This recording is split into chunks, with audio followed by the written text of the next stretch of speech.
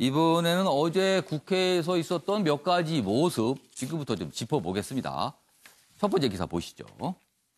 동아일보 기사인데요. 어제 국회 본회의장에서 있었던 모습입니다. 윤소아 정의당 원내대표가 국회에서 어제 본회의장에서 연설을 했어요. 그런데 이렇습니다.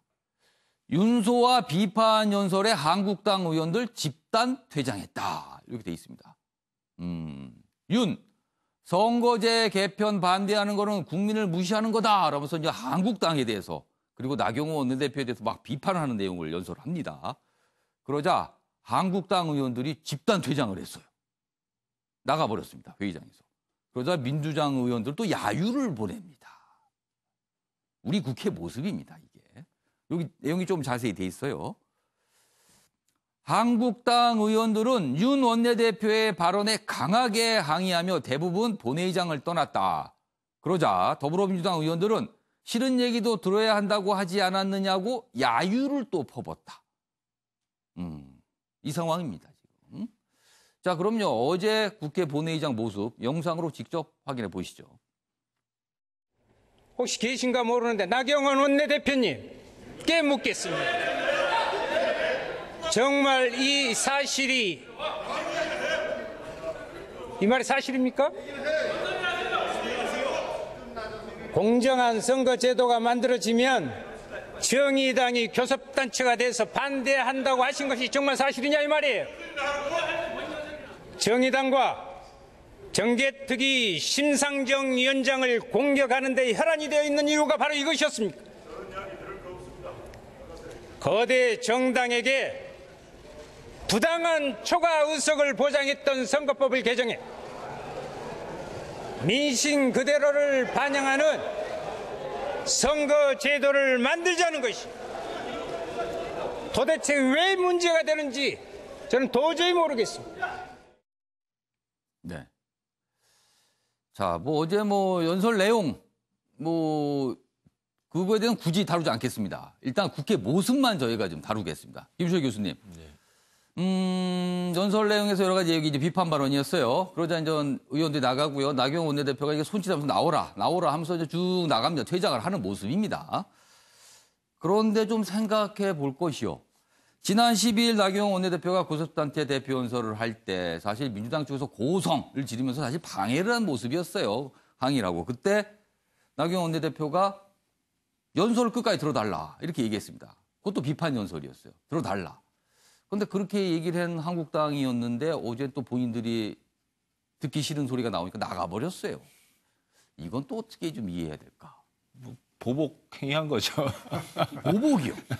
근데 이제 이게 제가 좀 이 국회 개혁 부분 이제 논의할 때 이제 저런 행태에 대한 이야기들이 이제 많이 나옵니다만 이게 이제 우리 국회 다른 문제 상당히 정말 많습니다. 정말 이 국회제 개혁 진짜 국회의원 정수 문제나 선거제도 이 문제를 다 떠나가지고 다른 문제보다 지금 현재 우리의 그 원내대표 교섭단체 연설이라든지 이런 형식이 이루어지는 그 방식이 저렇게 누구는 발언을 하고 누구는 듣다가 행동으로 자꾸 자기 의사를 표현할 수밖에 없는 구조가 되어 있거든요. 그러니까 지금 저 윤소아 원내대표가 저렇게 이야기를 했을 때 그럼 나경원 대표가 그렇지 않다라고 했으면 상호 토론의 공간들로 만들어져야 되는데 지금 이게 이제 한국 국회나 프랑스 국회 등이 그래요. 그러니까 누구는 막 그냥 혼자 이야기하고 그래서 문장은 굉장히 좋은 문장을 얘기할지 모르지만 전혀 상호 토론이 안 되는 거죠. 일방적으로 그냥 이렇게 얘기만 하게 된다는 거네요. 이 국회 개혁을 우리가 이제 진짜 정말 한다고 한다면은 현재 저 국회 공간 구조도 좀 바꿔야 되는데 그래서 상호 토론이 가능하게 해서 국민이 판단하게 해줘야 되는 거거든요. 서로 토론하게 해야 됩니다. 이렇게 저렇게 막 치고 나갈 수가 없게끔 만드는 강제적인 공간 구조를 만들어줘야 돼요. 그래서 이 영국 그러니까 반박을 바로 할 수 있으면 할 수 있게 해주든가. 영국에서 저 2차 세계대전이 의회도 다 망가졌었는데 크게 새로 집작을 했었어요. 근데 처칠이 반대를 했었던 겁니다. 그게 왜 그러냐면 상호 토론을 못 하게 된다. 너무 넓고 그다음에 저렇게 이제 저런 이게 타운형 구조 아닙니까? 이렇게 만들면 안 된다고 반대를 해서 옛날 처음 만들어졌던 구조를 계속 유지하고 있거든요. 그래서 거기는 서로 마주 보면서 얘기를 하게 돼 있죠. 토론합니다. 그러니까 유튜브에서도 다 나와 있습니다. 영국 의회 진행하는 거 보면 막 상호 토론하죠. 그리고 판단은 국민이 하는 겁니다. 누가 더 설득력이 있었는지.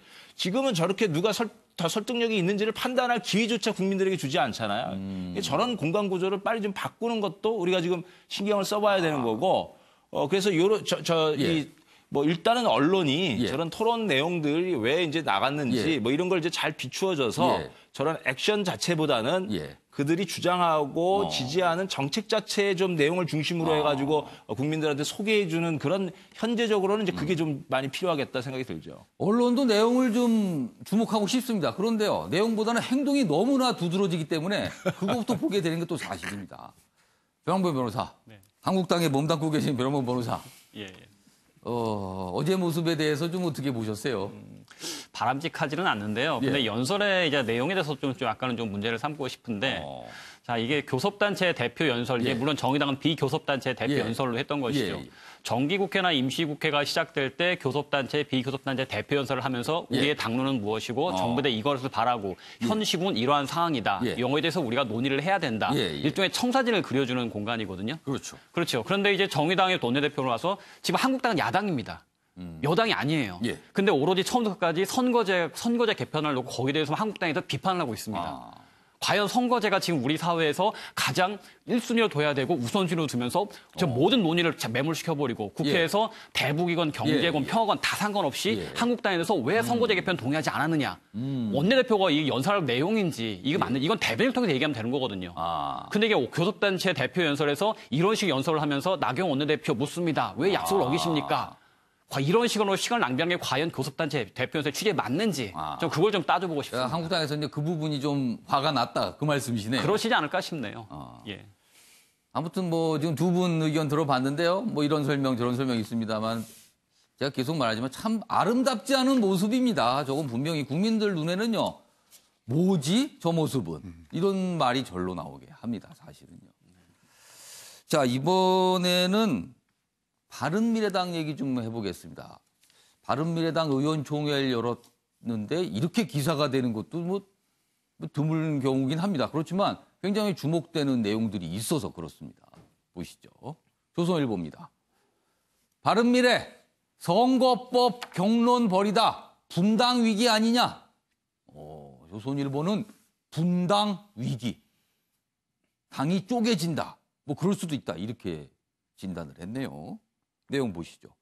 일단 여기 사진이 어제 이전 현역 의원들이 쭉 앉아서 뭐 의원들 숫자가 그렇게 많지 않으니까요. 이렇게 본회의장처럼 큰 데가 아니라 이런 회의실에서 모여서 이렇게 얼굴을 맞대면서 여러 가지 얘기를 했는데 이른바 이제 선거법 개정안 문제와 패스트트랙 문제 이런 얘기가 어제 점심시간도 훌쩍 지나서 4시간 한 30분 동안 진행이 됐어요. 의원총회가. 굉장히 긴 시간입니다.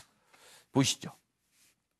의원총회에서 4분이다. 4시간 40분가량 진행됐지만 당론 내지 못했다. 그러니까 결론을 못 낸 겁니다. 김관영 원내대표 합의 못하면 무기명 투표라도 그러자 유승민 의원 숫자 횡포 안 된다. 이거 야당 모든 정당이 선거법에서 합의한 거 아닌데 이거 이렇게 처리하면 안 된다. 이렇게 반대 목소리를 냈어요. 그런데 의원총회가 끝났지만 계파 갈등만 깊어진 거 아니냐. 여야 4당이 추진한 신속처리안건 패스트트랙을 말합니다. 이게 무산되는 거 아니냐. 뭐 이런 얘기도 나오고 있습니다. 자, 이런 내용은요. 기사보다는 눈으로 확인하는 게 더 좋습니다. 어제 모습 바로 보겠습니다. 선거법하고 국회법은 과거에 지금보다도 훨씬 다수당 횡포가 심할 때에도 그거는 숫자의 횡포로 결정한 적이 없습니다. 패스트 트랙이라는 것은 결국은 숫자로 하는 겁니다. 결국은 숫자로 하는 거기 때문에 저는 공수처법하고 검경수사권 분리 이 두 가지 법은 국민의 관점에서 충분히 우리 안을 내고 또 패스트 트랙에 태울 수도 있다. 그렇게 생각하지만 선거법은 그거는 그렇게 하면 안 된다. 유승민 의원의 어제 입장을 저랬고요. 여기 화면 좀 보여주시죠. 여기 보면 김관영 원내대표. 선거법 패스트트랙 상정, 당론 수렴 절차 필요가 없는 것이다. 그리고 이미 합의한 내용이다. 뭐 이렇게 나오고 뭐 표결 통해서 결정할 수도 있다. 아무튼 이런 입장입니다. 그래서 맞서고 있습니다. 지금. 그리고 엄격히 말하면 개파란 표현이 적합할지 모르지만 아무튼 같은 당에 있지만 결이 다른 의원들이죠, 지금. 그래서 또 이런 측면의 갈등의 지점도 있는 게 아닌가 분석도 나오고 있습니다. 최영호 교수님. 네. 자, 뭐 바른미래당 어제 내용 서로들 뭐 맞섰는데 그 내용을 여기서 굳이 반복할 필요는 없을 것 같습니다. 가장 큰 관심사 바른미래당 앞으로 어떻게 될 것 같습니까? 자, 숫자로 한번 계산을 해보시자고요. 예. 29명 중에 지금 찬성이 20명, 반대가 9명입니다. 예. 자, 그러면 우리 패스트트랙에 이제 태운이 많은 얘기인데 패스트트랙을 태우려면 본회의나 상임위에서 5분의 3회 이상의 찬성을 얻어야 돼요. 본회의에서는 안 됩니다. 예. 이 숫자를 해도 178명을 채우기가 굉장히 지금 힘들고요. 예. 그러면 이제 정치개혁특위 그쪽으로 내려가야 되는데 예. 정치개혁특위가 지금 18명으로 구성했는데 민주당 8명, 예. 그다음에 한국당 6명으로 바른미래당이 예. 2명이에요. 2명 중에 1명만 예. 찬성을 하면 예. 패스트트랙을 갑니다. 어. 그럼 2명 중에 1명이 누가 될지 모르지만 찬성을 했다는 이 그 전제를 예. 놓고 했을 때 저러면 분당됩니다. 저러면 깨질 수밖에 없습니다.